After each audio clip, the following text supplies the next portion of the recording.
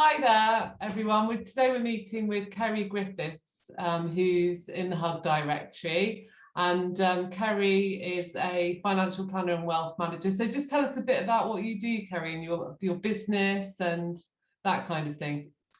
Yeah, absolutely. So I'm the founder of Willow Lifestyle Financial Planning, and I give advice exclusively to women divorcing wealthy and powerful men. So that's literally all I do. I don't work with any other types of clients at all. I've been a financial advisor for over 20 years. I've won awards for inspiring and empowering women. And I'm on a mission to remove financial vulnerability and disadvantage for the women that I work with. And my vision of the future, Alison, is one where it's easy and attractive for women to be money savvy. So that's what I'm all about.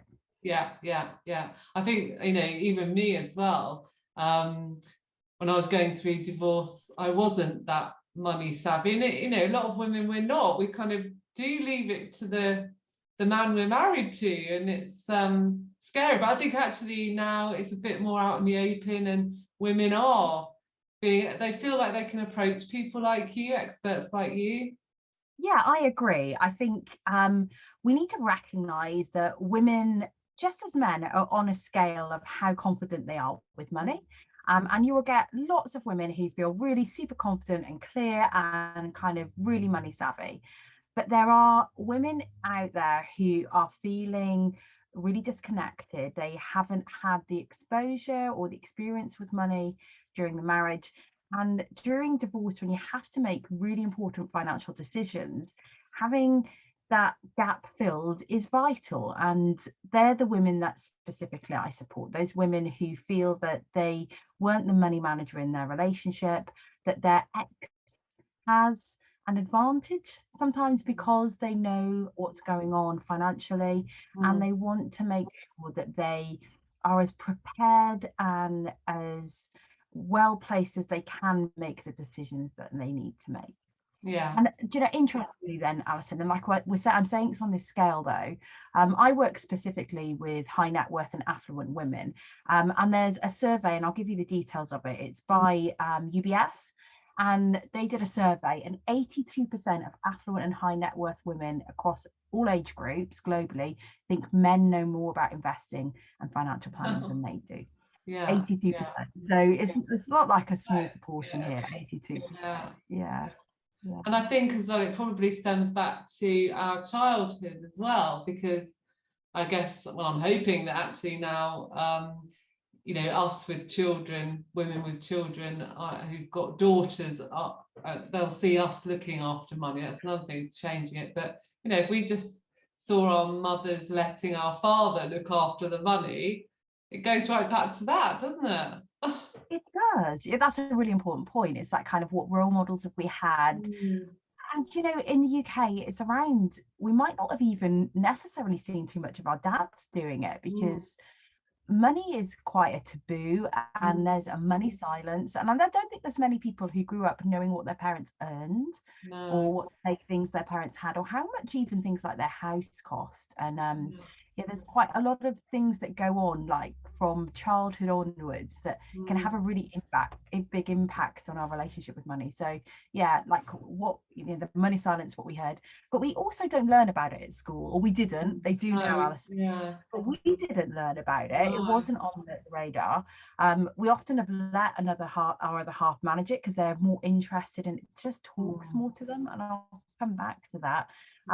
We don't read about it, and we are in an environment where sometimes our lives are so busy, and it makes sense for parties to manage different parts of the household, and to become stronger at those. And therefore that means, quite often the wife will have said, okay, I'll manage all the household admin, and I'll look after the children, I'll do all of that kind of social admin and making sure the parties and everything, and you just deal with the blinking insurance and the mortgage and the finance and the investments. And it's kind of like a tick in the box job done, at least it's done. So there's all these reasons that, for no intention, nobody goes out of their way to make themselves vulnerable, but people end up vulnerable and end up in a situation where they don't feel in their divorce that they have all of the answers. Yeah.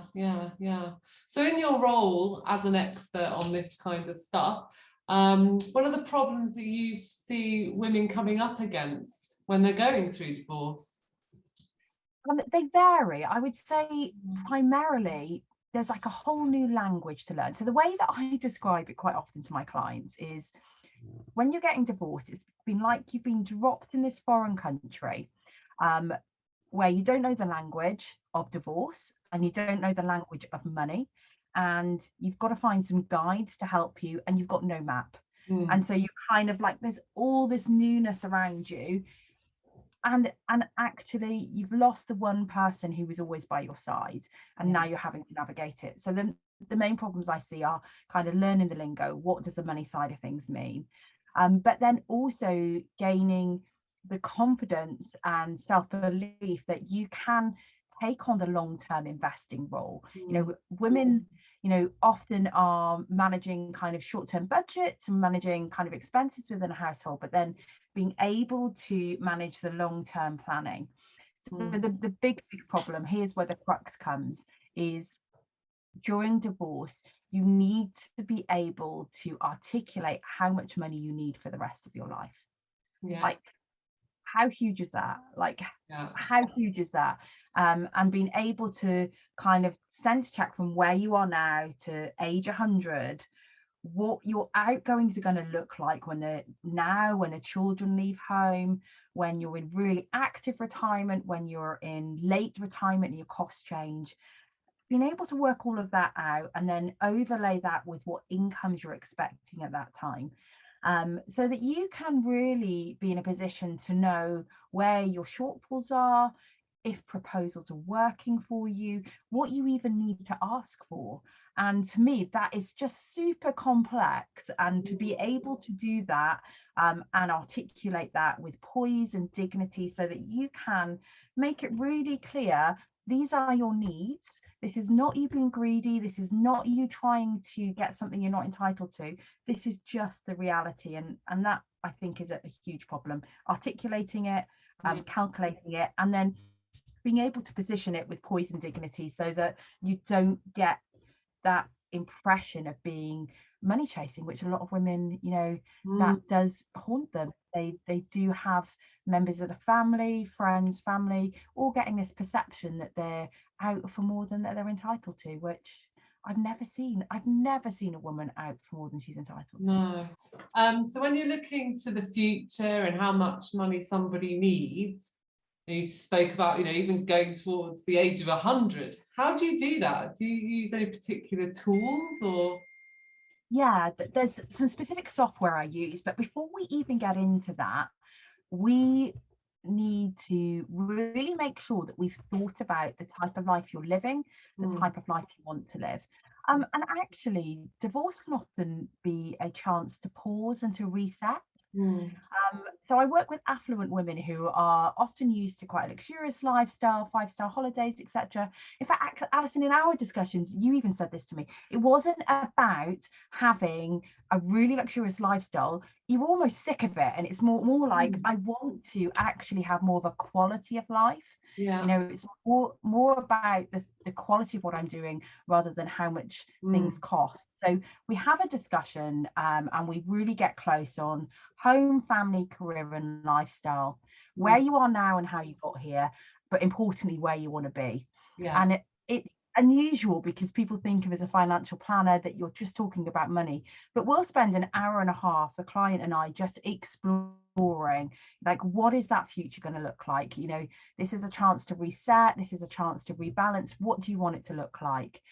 And I need that depth. I need that depth to then be able to challenge my clients when we work out costings and actually say, I don't think that's realistic. You've told me this is how you want to live. Let's really explore how much that costs. So we'll do that part first. And then the next part is some really detailed expenses, which you have to do as part of divorce. You know, you have to. But as well as just looking at now, I also talk to my clients about when their children leave home. And I don't mean when they're 18 hours. And I'm really like, we'll talk about, like, are these kids actually going to be with you till they're 25? Right, let's work on that. And actually put the figures in that we really think are going to work. We talk about what their life is going to look like in early retirement, what things they're going to be doing and how much that's going to cost. And the same in late retirement, when we know when your health is failing and you're not going on holiday and you're not driving and your costs change quite significantly. And we will cost all of that out. When we've got that, so I've got the real deep understanding of what's important to them, the facts behind it of how much it's going to cost. I use some software called Voyant.